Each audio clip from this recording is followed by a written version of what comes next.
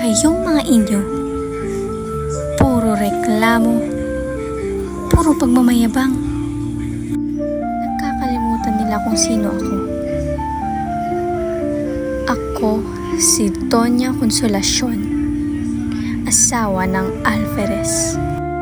Babaeng nagbibigay kaayusan sa bayang ito. Dahil kung aasahan ang mga praile at opisyal, naku, matagal nang gumuho ang San Diego.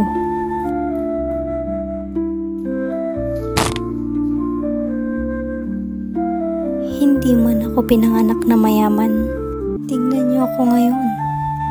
Ikinagalang o mas tamang sabihing kinakatakutan.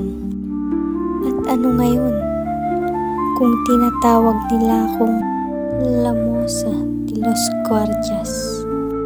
Ingkit lang yan. Dahil alam nila, kapangyarihan pa rin ang hawak ko. Alam niyo ba kung bakit tayo nila sa akin? Dahil hindi ako tulad ng iniidolo nila. Maria Clara. Hindi ako mahinhin. Hindi ako marupok. Walang nararating ang pagiging mabait. Lalo na sa mundong ito. Kung sinong unang yumuko, ay siyang unang uupakan. Si Sisa? Ang baliw na yun. Lapastangan daw ang mga gwardya. Eh di pagbayarin. Patiklupin. Pakita sa kanya ang tunay na kahulugan ng kahirapan pagsunod. Pero syempre, hindi nila nakikita ang totoo. Hindi nila alam kung paano ako rin minaliit. Sa sarili kong bahay, kahit ang Alferez, ang sarili kong asawa, ay tinutuya ang aking Espanyol.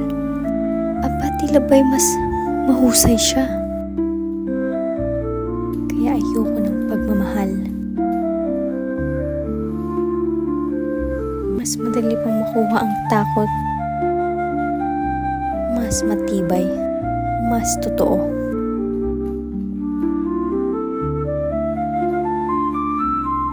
Tandaan nyo, sa bayan kung saan ang lakas ay batas, ako lang ang refleksyong ginawa nila.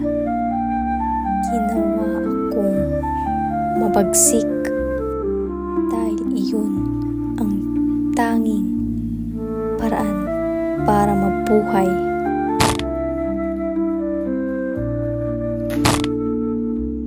At gustuhin man nila o hindi, si Doña Consolacion pa rin ang susundin nila.